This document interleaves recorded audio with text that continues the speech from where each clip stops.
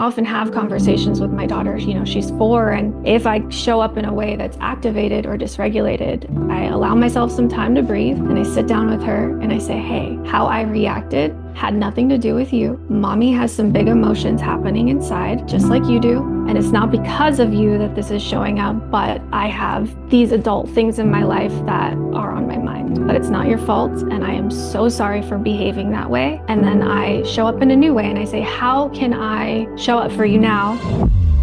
Welcome to the Quantum Lens podcast. I'm your host, Oksana Hansen. This is a space where science meets soul, a heart-centered, conscientious podcast designed to nurture your spiritual, emotional, and physical well-being through the wisdom of quantum biology, holistic healing, and a deep self-discovery. We'll explore what it truly means to live in alignment. If you're ready to open your heart, expand your mind, you're in the right place. Welcome to the Quantum Lens podcast. I'm so excited to have Amaris on the podcast today. Welcome. Hi, thank you. I'm so happy to be here. Thank you for the invite. Yes. So tell us a little bit about yourself. Yeah, so as you said, my name is Amaris. I am a functional, somatic, and bioenergetic practitioner. I am extremely fascinated by how the mind, body, and the spirit intersect with each other, and not just in the sense that they are meeting each other as parts, but as being one greater picture of the whole together. You can't really have one without the other. And so I love this work because it is inspired by my own life experience where I was chronically ill. And I can go a little bit deeper into that story if you want, but my own personal experience of healing naturally was what inspired me to come here today and be where I am today and connect with people all over the world to show them that healing is possible.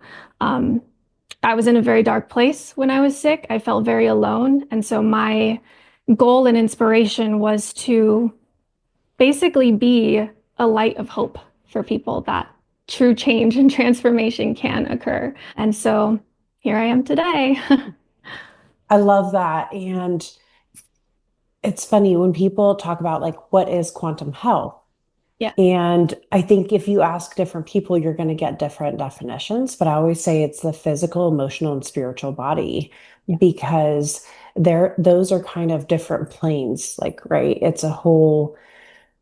You're a whole human being. And so we can't just address one or the other and think that the whole body is going to be in alignment. Right. And what I think is so great is you can't just ice plunge or supplement your way into health. If you're not in a coherent emotional and spiritual place, again, if there's anything out of coherence or alignment, then your body's still struggling to get into that coherence or alignment. So I think that's really beautiful.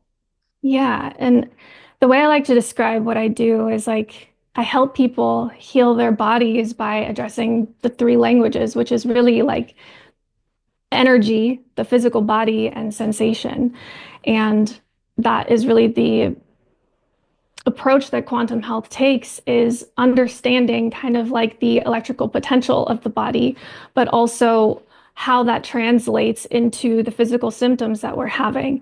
And even when we look at the nervous system and the traumas that people experience, because when I work with my clients, a lot of them are coming to me with people-pleasing tendencies or being in fight or flight, and they don't exactly know why, but the body really speaks. And so that's that sensation of the inputs that we're having from our external environment as well as our internal environment. And it's all connected. They're not separate from each other.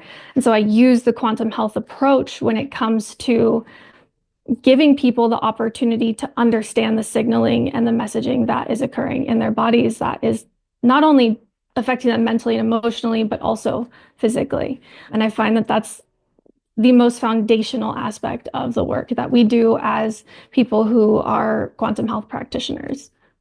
So let's go into that. What are you looking for triggers? What if I was trying to work on my emotional health, what would be like the first steps of things that I would be like looking for or Yeah, so when I work with somebody one-on-one, I will kind of hear their story out because I don't want to just hear about their symptoms. I also want to hear their story Mhm. because the stories are being imprinted in our reality, in our bodies, and that is translating into the symptoms. So I always want to hear the story. And generally, when people share their stories, I can start to, in a somatic approach, be able to tell when they are getting activated or triggered by something. It could be Mhm. as minute as their shoulders coming up to their ears, or their skin is getting a little bit flushed, or they're starting to speak a lot faster. And it's in those moments where I start to see the body actually speaking rather than just the mind. And then I stop and I'm like, okay, let's go a little bit into that and let's talk about how this could have impacted you and how that translates into the physical symptoms that they are experiencing. And most of the time, my clients do have something that is emotionally and mentally triggering them and leading to the physical reason that they're coming to see me. And don't you find it interesting that even though you can have clients that say, like, my childhood was perfect and I don't really, there's nothing that like maybe they recognize that happened to them. But then sometimes when you start hearing the story is you kind of see it from a fresh perspective and you're like, okay, they're just not aware of the trauma that they experienced. Have you come across that? Absolutely. Yeah. I've even seen it in myself. The things that you were exposed to as a child you think are normal because you're a kid, you don't know any better. And Yes. you continue to go through life with that imprint, and it becomes so subconscious. It lives within the body that you don't even recognize how it's playing out in your daily life. And so when we allow that subconscious information to come into the conscious mind, then we can start to move through it and essentially resolve it. And I think that because I'm also a sound healer, I work with sound and energetic signatures and the nervous system. And as we know, as people who study quantum biology, our bodies are made of 99% water by molecules. So when we work with frequency and we're allowing, things like sound to imprint that water of the body and bring it into coherence, things like the fascia, where trauma is commonly stored. That water is then brought into a more coherent state. The voltage and the charge is increased, and your body can communicate and discharge those emotions more effectively. And I love how all of those different modalities come together and really complete each other. Yeah, I love that. Let's talk about sound healing. Like, I don't think I've that's ever been brought up on a podcast before. So I'd love for you to kind of explain what it is and that process and how it helps the physical body. Yeah. So, like I said, it goes very deep. Like I said, we are made of water, and we also have our biofield, which is the electromagnetic field that interpenetrates and surrounds our bodies. And so, when we are exposed to frequencies that aren't healthy for us, that starts to bring down our frequencies in our body as well. And so when we use something like a crystal singing bowl, which is generally what I like to utilize when I'm working with clients is crystal singing bowls, those frequencies that are emitted as you're playing the bowl help your body via the process of entrainment. So our brain waves start to entrain to the frequencies and the waves that are coming out of the singing bowl. And so it brings coherence to the body. It brings balance to the body. It provides that frequency memory to the water that is stored in your fascia and all your cells and your organs. And when you do that, it brings you to a state of consciousness and awareness that you may not have had before. And I find that when I combine sound with these other modalities, everything else that I do is more easily integrated into the body. So there's always some element of sound, whether I'm playing for my client or I encourage them to listen to different types of sound, like binaural beats, for example, on YouTube. It's something that I think is kind of a non-negotiable when it comes to the healing process. That is really cool. And this might sound like a silly question, but is that frequency being emitted from like being live in person, like from that crystal singing bowl, or would it have this similar or same effect if you were just listening to a sound bath like on YouTube or something like that? That's a really great question. It is a lot more effective when you are in person because when you listen through something like YouTube, the audio is compressed multiple Mm, times. And so that is degrading. I'm not going to say that it's not effective, but it is degrading the healing properties. And I'm actually in the process of developing an app where people can expose themselves to frequencies that have not been degraded or compressed. And so I'll have more information about that soon. But that is a really great question. And I'm glad you asked it because, yes, it does matter. very cool. Okay, guys, like go find a sound bath near you Yeah, and get some of that exactly. healing frequencies. Yeah. My local gym here, they have sound baths like once a month here, and I never That's so make the cool. time to go, but I should. Like now after Mhm. having this conversation, I'm like, it's very cheap and affordable and you know. Yeah, I've never heard of a gym offering that as a service, so I would definitely take advantage of that and just go see, how it feels and how it changes your body and let me know because I want to. Yeah, it's a personal training gym that I go to. And so the owner, she just loves sound baths. So she has someone come in once a month to do them. Really So cool.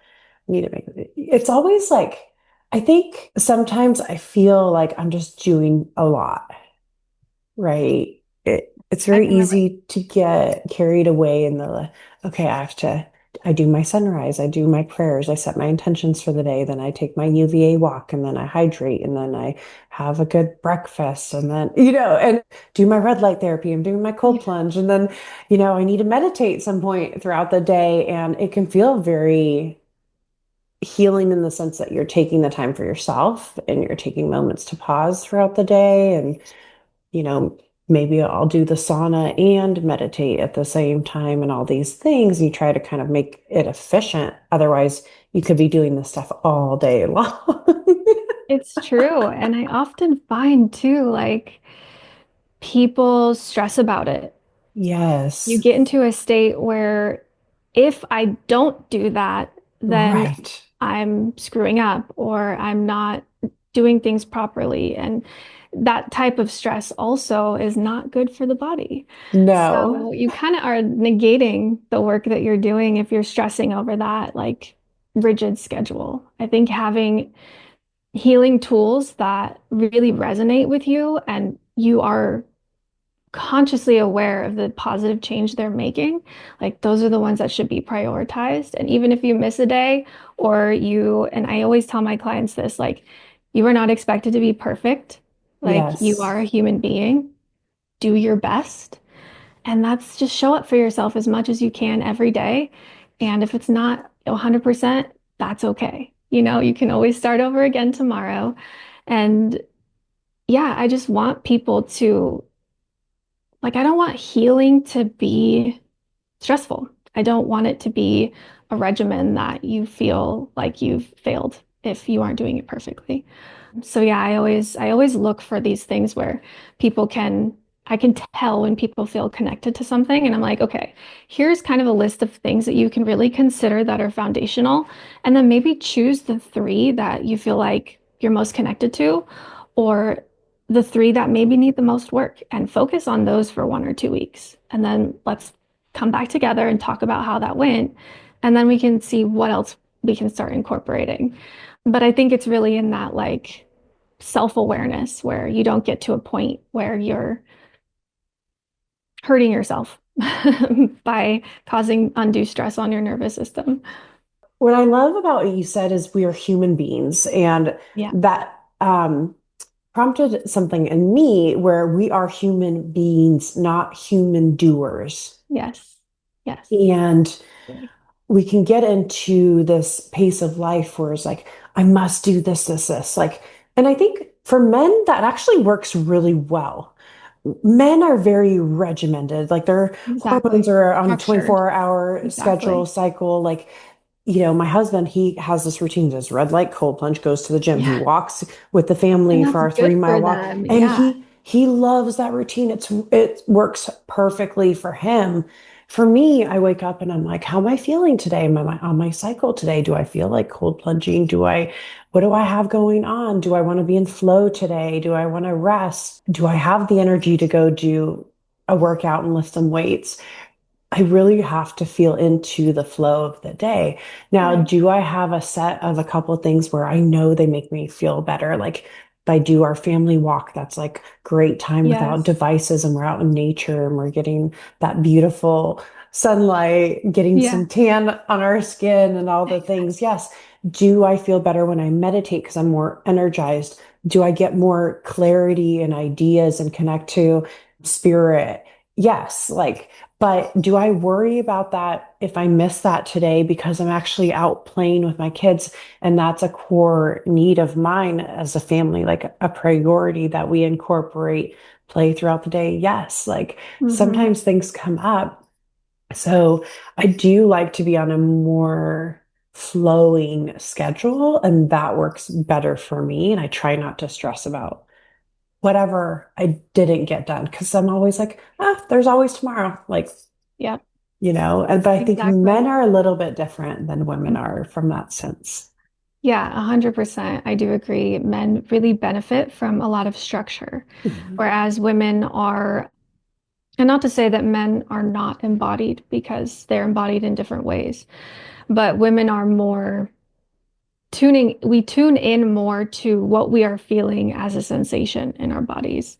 And I think, that's the power of what it is to be a woman is like you have that intuition. You can feel things very deeply. And if you have kids, that benefits you by understanding what your kids are feeling. And any dad will tell you, like, my wife or my partner is so intuitively connected in a way that I cannot understand. And so when it comes to tapping into the mental and emotional and the spiritual, it is so critical for us in our healing process. Again, that applies to men as well.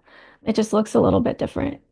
So, yeah, I'm generally somebody who I have struggled in the past with because in my childhood I was taught that I had to do to achieve, achieve, achieve. And that has always been a challenge for me to rewrite because it's just so imprinted in my neural pathways and in my body that that's what I need to do to be successful. And so now I intentionally, when I wake up in the morning, I'm like, okay, it's sunrise. Do I want to go out and watch the sunrise right now? If the answer is no, and I want to rest and just relax my body, okay, let's do that. And then I'll go out when I feel ready to get out of bed. And so, yeah, I think that's why I'm so passionate about like understanding that felt sense experience in the body when it comes to working with my clients, as well as healing my own self. What's kind of coming forward to me to ask you if you feel comfortable talking about this, but Mhm. as someone who it sounds like maybe experienced trauma herself, and then Yeah. now you kind of help other people with their trauma. What is your experience like as a mother, and what are the things that you are doing to make sure that you're helping your child kind of grow up in a safe environment, but also someone that can kind of help regulate their own emotions and how they experience life and all those things, if that makes sense? Yeah, absolutely. I think one of the biggest, thank you for asking this question because it is such a big theme of my life, which I'm sure you understand as a mother yourself. I think one of the most important aspects of this topic is like, one, we recognize that we are human and we are still learning how to repattern our systems and our thoughts and beliefs. And so we aren't going to be perfect. But when we show up in a way that is out of our expectations or our standards for how we want to show up as a mother, we admit that and we Mm. apologize. Children need to see what it looks like when you admit that something you did was not right I apologize. I often have conversations with my daughter, she's 4, and if I show up in a way that's activated or dysregulated, I allow myself some time to breathe and I sit down with her and I say, "Hey, I want you to know that how I reacted had nothing to do with you. Mommy has some big emotions happening inside, just like you do." And I kind of like mirror, you have big emotions. I do too. And it's not because of you that this is showing up, but I have these adult things in my life that are on my mind. But it's not your fault. And I am so sorry for behaving that way.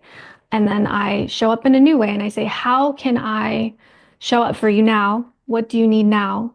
And I like to do that to basically reconnect, not allow there to be a break in our communication or our connection. And she understands, she knows, and it also models for her what it looks like to apologize and be genuinely sorry for doing something and also change your behavior so that you actually change after you apologize. But I also don't like if I feel like crying, I cry. I don't hide that from her because I grew up in a family where if you showed your emotion, it made you weak. And that's not true. I don't feel that way at all. And so she asked me, "Oh, mommy, why are you crying?" And I tell her in a age appropriate way, but I talk about big emotions again. And I just allow myself to show up as a human while also practicing every single day, taking the things that I experienced as a kid myself and learning from those, reparenting myself, and not letting those things become the blueprint for the next generation. And I think it's that recognition in the first place where you say, "Okay, this stops here. And this is going to be the work that it takes to get there." Um, so yeah, I have my own practices, like my own somatic practices. I am a dancer, so I like to just like dance and move my body. I think that's so important. I sing, and when you sing, you're activating your vagus nerve and it brings you into a parasympathetic state. And I like to bring her into that with me. So we'll sing and we'll dance together. And she's also a singer and dancer, so she loves that. So I find just different ways to connect with her that are also positively impacting the physiology of our bodies in our interactions. Love that. So many directions we could go here after that. Yeah. But I think one thing that kind of stood out to me in that response was that apologizing. I think Mhm. that is so huge. It's such a good example. And I find it hard that our parents' generation have a really hard time admitting anything and apologizing. Yep. I see this with all of my friends, all of the patients. They're the parent for some reason, this generation older than us, like they just cannot apologize. And I also think an apology doesn't necessarily have to be that you admit that you're wrong. Yeah. Yeah. True. That is very Right? true. Or you don't have to, it's not an admission of guilt in any way. You Hmm. could literally just apologize and say, I'm sorry. I'm sorry I Yeah. hurt you. Yes. That Yes. was not my intention. You don't have to apologize for what you did. You Right. could just say, it was not my intention to hurt you. And I'm so sorry for that. Exactly.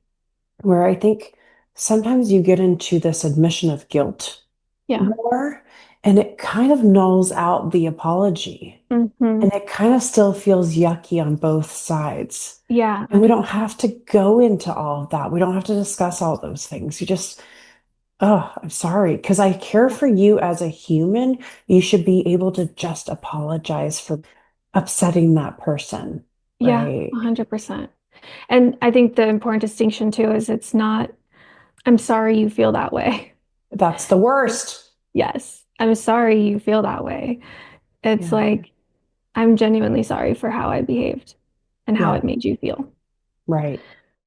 When you do it with a child, it's like that much more potent because they are Yes. genuinely impacted by it. And it's amazing to see how someone so little can truly process that feeling and that thought and appreciate it and be like, thank you for apologizing.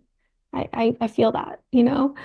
And so, yeah, I think and maybe it's that prior generation, because yes, you are so right. There hardly will be any self-awareness Hmm. coming from them. And I think that maybe it's because they see us as kids and they've always viewed kids as people who should be seen, not heard. Maybe they aren't recognizing as clearly how consciously aware a kid and a child is. And so people put it beyond the kid, beyond even if you aren't a kid, beyond the person that they've kind of trapped you in the box to be because they raised you. Not apologizing is a reflection of that. It's very interesting, but yes, it's wild to see how people from our generation all kind of have a similar experience where we're like, oh, well, I guess I'm never going to hear a sorry. And I think too is what I find is there's very little tolerance to change who you are. Once they've made up their mind about who you are and where you're at, and as you grow and especially go on your spiritual journey and you start transforming, I would say, Mhm. it's like all of a sudden that feels like you're out of line, right? Yep. And it starts rubbing people the wrong way and all these things because they don't want you to grow and learn. Hmm. They want you to stay in that box of who they've pinned you to be. Yes. And I think as we do grow and expand and all these other things and become who we truly are supposed to be in our full potential, I think that that also offers a mirror to people who are not learning and growing themselves. Mm-hmm.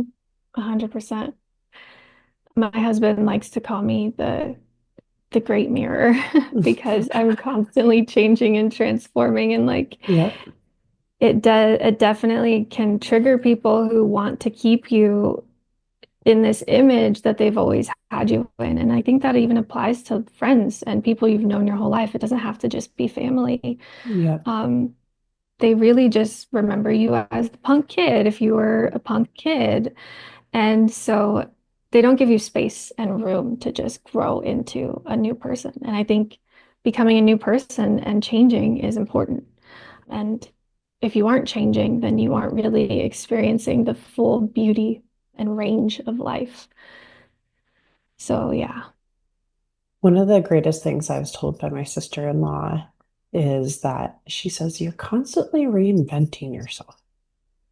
And I'm like, well, what is stagnation? Stagnation is death. exactly.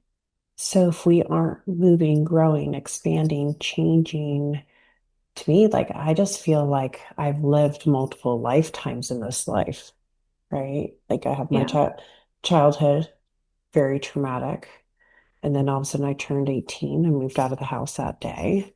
I went into like my college education, career craziness. Then sudden that drove me to having cancer. And Mm. then after I didn't know that part of cancer, your story. yeah.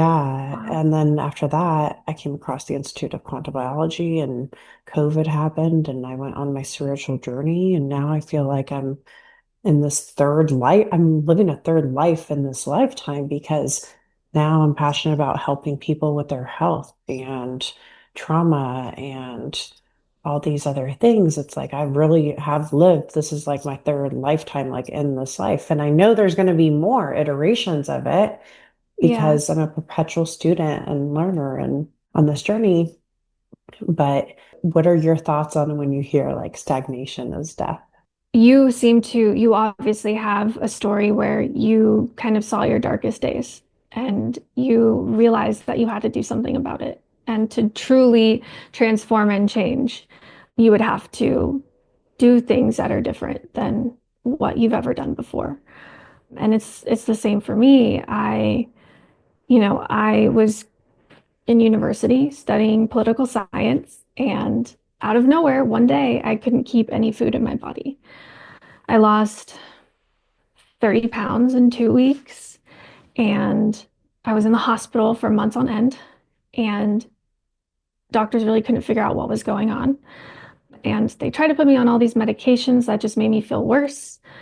And ultimately, I was diagnosed with Crohn's disease and ulcerative colitis. And later down my path, I will have been diagnosed with psoriatic arthritis and an interstitial cystitis as well. And all of these medications, all of these doctors, none of it actually addressed how everything is connected. They took a part of the body and said, we can just medicate that. But when you medicate that, what's happening to the other systems that are connected to that part of the body? They're also being impacted, but they don't talk about that. And so you start to get these side effects that you never even had before. Like maybe sometimes you start to feel worse, and this might not be the case for everyone, but a lot of people do feel this way. And so it was probably about 2 years into that experience where I said, I'm going to do this myself. I need to change my life. Doctors never really mentioned food or how my sleep-wake cycle. They didn't mention any of that. They were just like, maybe you need this pill and maybe you need this surgery. And I didn't want to do that anymore. And so it was literally the foundations of life, which is light, movement, frequency, sound, and just the things that make you human and how you engage with the world and nature that changed everything. And it takes time. It really does take time, but you start to feel clarity. And that clarity is what kind of takes the haze of anxiety and depression from that experience of being chronically ill. And it helps you to keep moving forward until you reach a place where you're like, wow, okay, I feel like myself again. But you're not your old version of self. You're someone who's completely new. And often in that process, people fall away because you are no longer partying. You're not drinking all the time. You're going to bed early. You're focusing on the things that you're focusing on your business because that brings you joy and you want financial stability.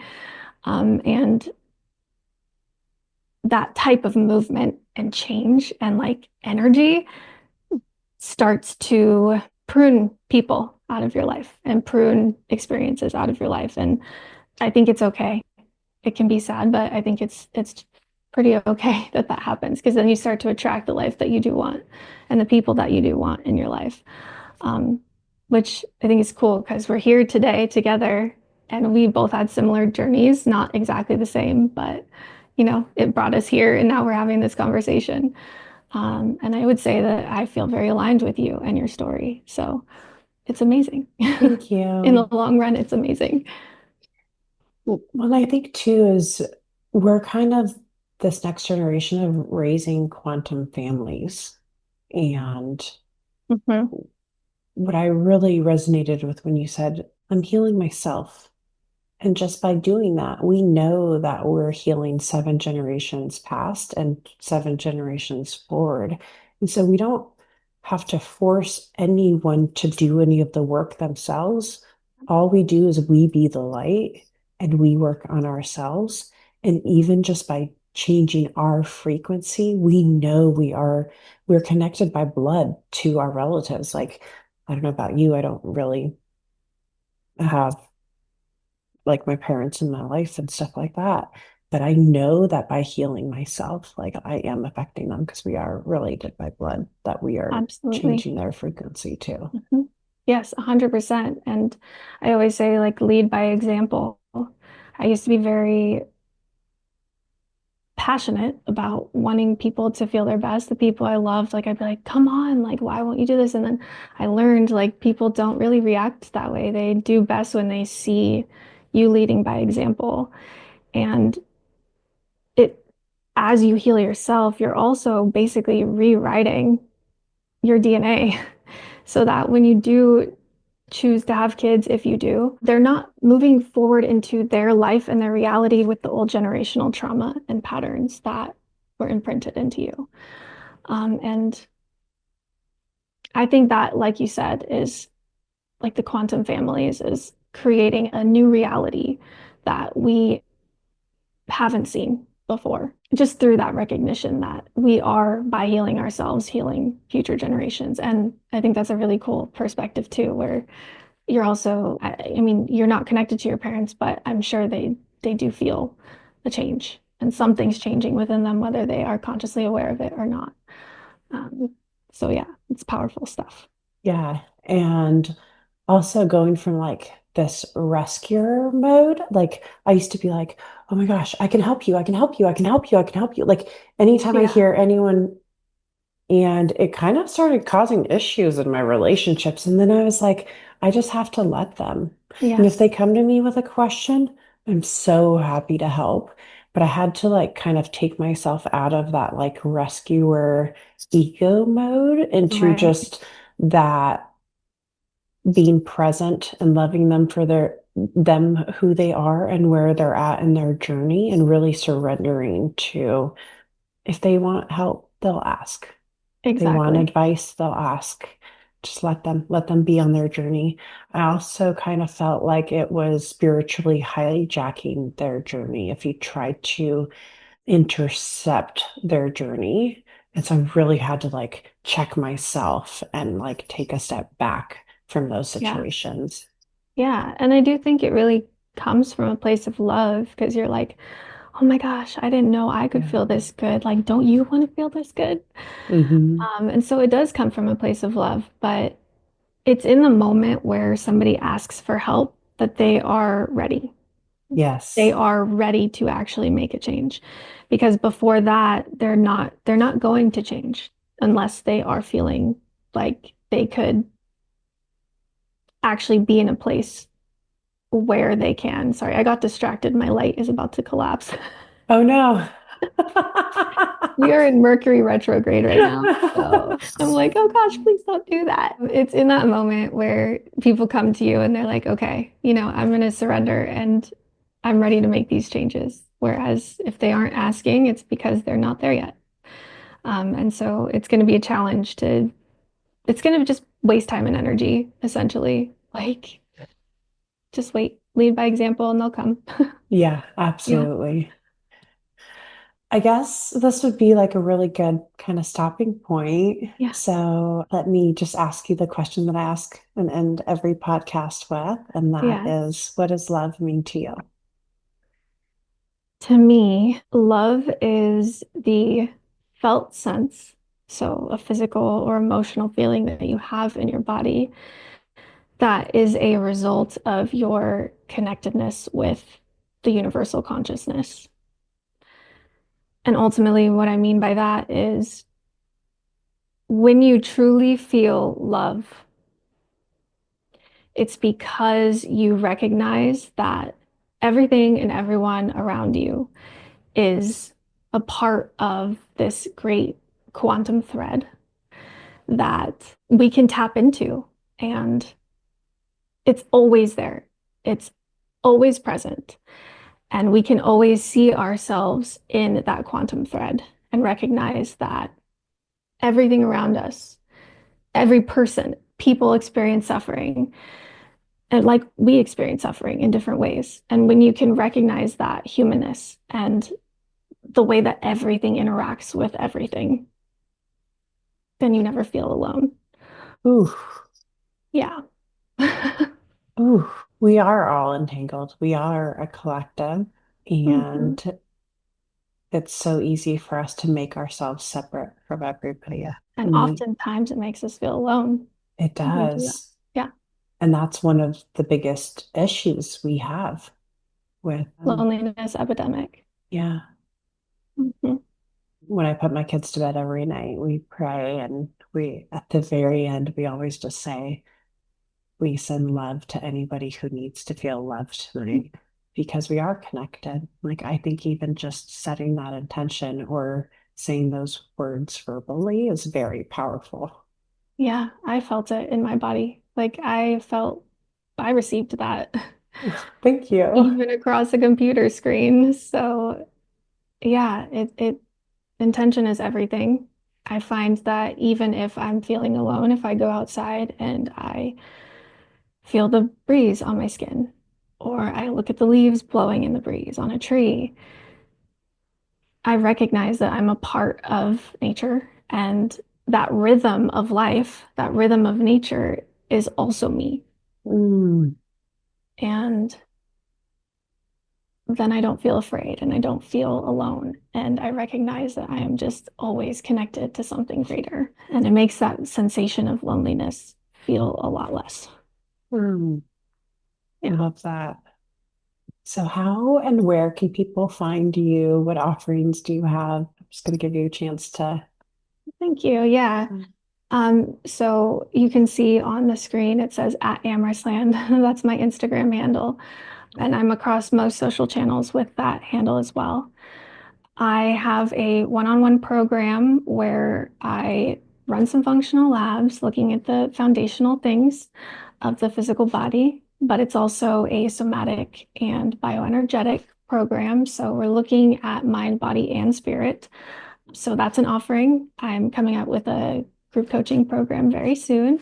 I'm very excited about it. But I would say the best place to connect with me and work with me is on my Instagram. Amazing. Thank Yeah. you so much for coming on the podcast. It was such a pleasure to have you. Great conversation. Thank you. Thank you. Thank you for tuning in to the Quantum Lens podcast. I hope this episode brought you insight, inspiration, and a deeper connection to your journey. If you've loved what you heard, be sure to subscribe, leave a review, and share it with someone who needs to hear this message. Let's keep this conversation going. And until next time, keep aligning, expanding, and embrace the magic of who you are.